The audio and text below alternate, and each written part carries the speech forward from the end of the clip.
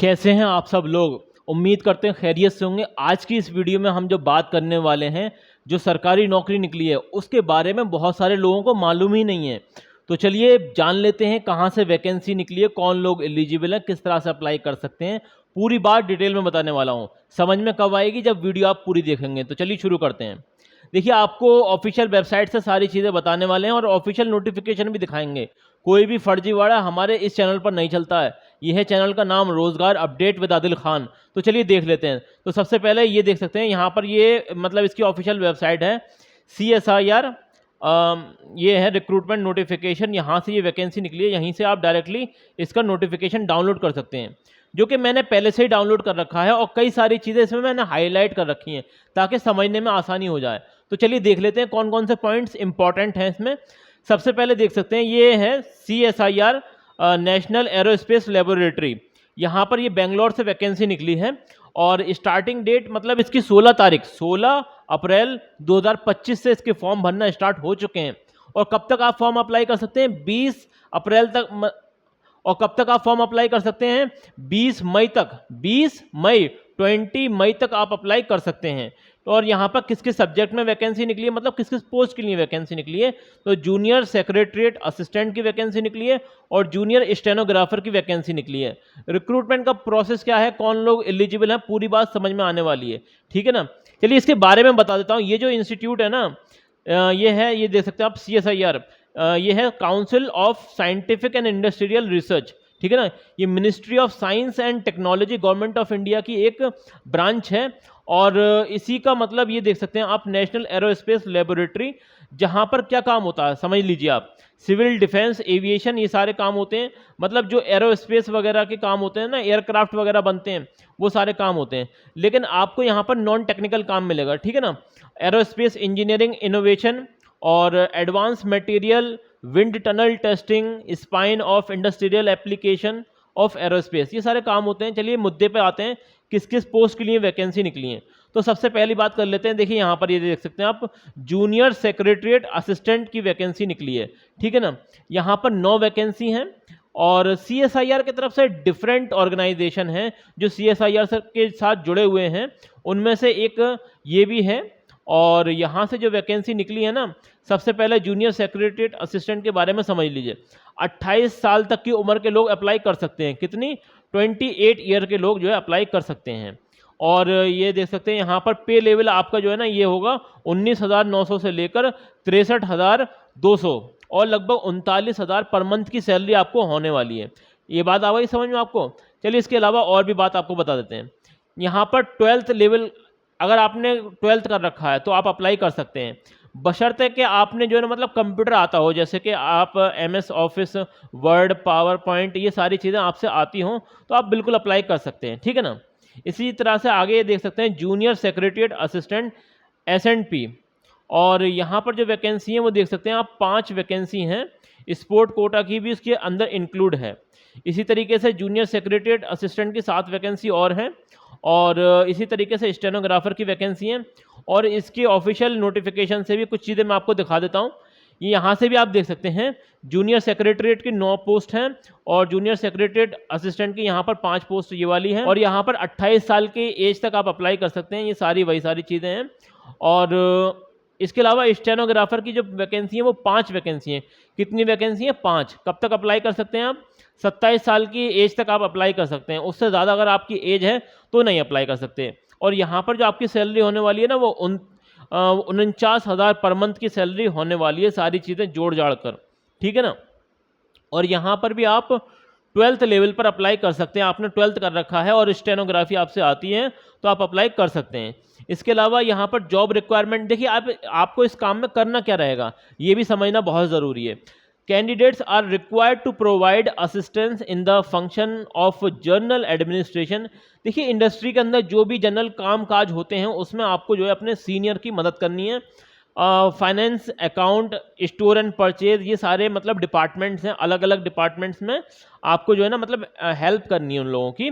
और इसके अलावा to provide secretarial stenographic assistance, typing और अदर ऑफिशियल वर्क। यहाँ पर आपको टाइपिंग वगैरह का या फिर और ऑफिशियल वर्क काम करने को मिल जाएंगे स्टेनोग्राफर के अंदर। इसके अलावा और बात कर लेते हैं, यहाँ पर जो इंपॉर्टेंट पॉइंट है ना वो सारे मैंने इसमें हाईलाइट कर रखे हैं। इसके बाद भी आपको कोई बात समझ में ना आए तो कमेंट सेक्शन में मुझसे पूछ लेना, ठीक है।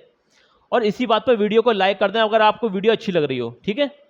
यहाँ पर मैं आपको बताता हूँ, देखिए यहाँ पर ये देख सकते हैं आप, जो इंपॉर्टेंट चीज़ है वो पढ़ना ज़रूरी है आपको। Medium of proficiency of the typing test, stenography test, वो हिंदी और इंग्लिश दोनों में होनी पड़ेगी, लेकिन आपको जो है ना उसमें चूज़ करना पड़ेगा। या तो आप हिंदी में देना चाहते हो तो हिंदी कर लेना, या इंग्लिश में देना चाहते हैं इंग्लिश कर लेना। अगर एक बार आपने सेलेक्ट कर लिया इंग्लिश तो इंग्लिश, हिंदी तो हिंदी, ये बात समझ लेना। अच्छा, शुरुआत में होगा क्या ना, ये जो वैकेंसीज हैं आपको ये देख सकते हैं प्रोबेशनरी हैं, प्रोबेशनरी पीरियड के लिए आपको लगाया जाएगा। मतलब शुरुआत में टेम्पररी तौर पर आपको लगाया जाएगा, देखेंगे कि आप काम किस तरह से कर रहे हैं। मतलब अगर आप अच्छी आप इस पोस्ट पे लग सकते हैं, अगर आप जो है मतलब बढ़िया से काम कर रहे हैं। 2 साल जो है ना आपको प्रोबेशनरी पीरियड के लिए रखा जाएगा, लेकिन इसमें भी आपको सैलरी प्रोवाइड कराई जाएगी। अब यहाँ पर एज लिमिट समझ लीजिए, ये तो मैंने आपको पहले ही बता दिया था, कम से कम 18 होना चाहिए और ज़्यादा से ज़्यादा 28 और 27 है अलग अलग पोस्ट के लिए, ठीक है। और अगर आप किसी रिजर्वेशन से आते हैं तो जैसे मान लिया जाए आप SC ST से हैं तो 5 साल का आपको छूट मिल जाएगी, और अगर आप किससे हैं OBC से हैं तो 3 साल की आपको जो है छूट मिल जाएगी। और अगर आप पहले से CSIR के एम्प्लॉय हैं तो आपके लिए एज लिमिट कोई है ही नहीं, आप कभी भी अप्लाई कर सकते हैं, ठीक है। जो जो इंपॉर्टेंट पॉइंट है देखिए, कितने 25 पेज की ये PDF है, आप पढ़ते पढ़ते दिमाग खराब हो जाता है आपका। आप लोगों के लिए आसानी करने के लिए हम ये वीडियो बनाते हैं ताकि आप जल्दी से चीज़ें समझ जाएं। और इसी बात पे वीडियो को लाइक कर दीजिए अगर आपको वीडियो अच्छी लग रही है। चलिए और इसके बारे में हम डिटेल बताते हैं आपको। यहाँ पर आप ये देख सकते हैं किस जो कैटेगरी वाइज होते हैं ना, जैसे जनरल, OBC, SC ST, इन सब में मतलब कितनी एज रिलैक्सेशन मिलती है उसका स्क्रीनशॉट आप ले लें। सारी चीज़ें मैं पढ़ नहीं सकता क्योंकि बहुत टाइम लग जाएगा। और इसके अलावा यहाँ पर और जो इम्पोर्टेंट है, देखिए मोड ऑफ सिलेक्शन भी हम समझ लेते हैं। सिलेक्शन किस तरह से आपका होने वाला है उसके बारे में कई सारी चीज़ें लिख रखी हैं हमने। यहाँ पर ये देख सकते हैं हाउ टू अप्लाई में, सबसे पहले तो हाउ टू अप्लाई समझ लीजिए। यहाँ पर आपको ऑनलाइन फॉर्म फिलअप करना है, ये है इसकी वेबसाइट का लिंक, जहाँ जैसे क्लिक करेंगे और तो इसकी जो है रिक्रूटमेंट सेक्शन के जो पोर्टल है वहाँ पर आप पहुँच जाएंगे। वहाँ से सबसे पहले रजिस्ट्रेशन करना है, फॉर्म फिलअप करना है, फीस सबमिशन करना है, ये सारे काम करने हैं आपको। देखिए जो इंपॉर्टेंट पॉइंट है मैंने हाईलाइट कर रखे हैं, उन्हें पढ़ना बहुत ज़रूरी है। Applicants must make sure that all the fields in the application are completed without leaving any field blank. जहाँ पर भी स्टार बना हुआ होता है रेड कलर वाला, वो आपको फिलअप करना ही करना है और सारे डॉक्यूमेंट अपलोड करने हैं, ठीक है ना।